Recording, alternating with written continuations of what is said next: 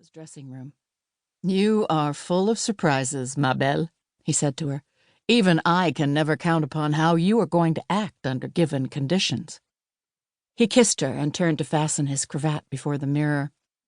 "Here you are," he went on, "taking poor Gouvernail seriously and making a commotion over him. The last thing he would desire or expect." "Commotion?" she hotly resented. "Nonsense! How can you say such a thing? Commotion, indeed! But you said he was clever." "So he is. But the poor fellow is run down by overwork now. That's why I asked him here to take a rest." "You used to say he was a man of ideas," she retorted, unconciliated. "I expected him to be interesting, at least. I'm going to the city in the morning to have my spring gowns fitted. Let me know when Mr. Gouvernail is gone. I shall be at my Aunt Octavie's." That night she went and sat alone upon a bench that stood beneath a live oak tree at the edge of the gravel walk. She had never known her thoughts or her intentions to be so confused. She could gather nothing from them but the feeling of a distinct necessity to quit her home in the morning. Mrs. Baroda heard footsteps crunching the gravel, but could discern in the darkness only the approaching red point of a lighted cigar. She knew it was Gouvernail, for her husband did not smoke. She hoped to remain unnoticed, but her white gown revealed her to him.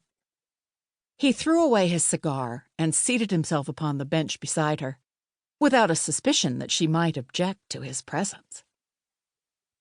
"Your husband told me to bring this to you, Mrs. Baroda," he said, handing her a filmy white scarf with which she sometimes enveloped her head and shoulders. She accepted the scarf from him with a murmur of thanks and let it lie in her lap. He made some commonplace observation upon the baneful effect of the night air at the season.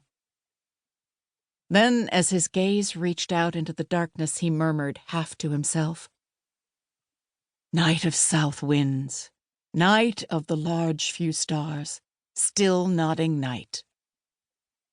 She made no reply to this apostrophe to the night, which indeed was not addressed to her. Gouvernail was in no sense a diffident man, for he was not a self-conscious one.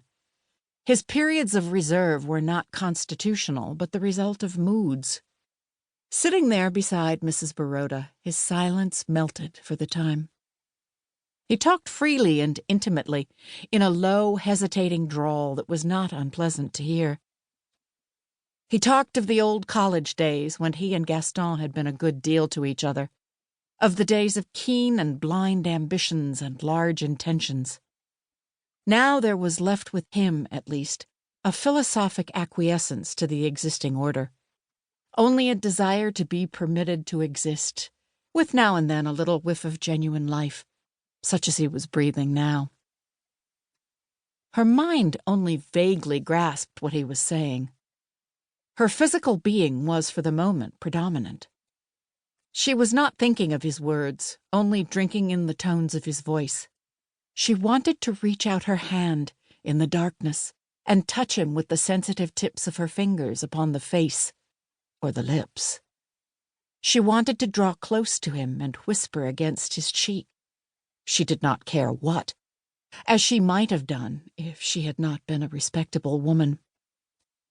The stronger the impulse grew to bring herself near him, the further, in fact, did she draw away from him. As soon as she could do so, without an appearance of too great rudeness, she rose and left him there alone. Before she reached the house, Gouvernail had lighted a fresh cigar and ended his apostrophe to the night. Mrs. Baroda was greatly tempted that night to tell her husband, who was also her friend, of this folly that had seized her. But she did not yield to the temptation. Beside being a respectable woman, she was a very sensible one, and she knew there are some battles in life which a human being must fight alone. When Gaston arose in the morning, his wife had already departed. She had taken an early morning train to the city. She did not return till Gouvernail was gone from under her roof.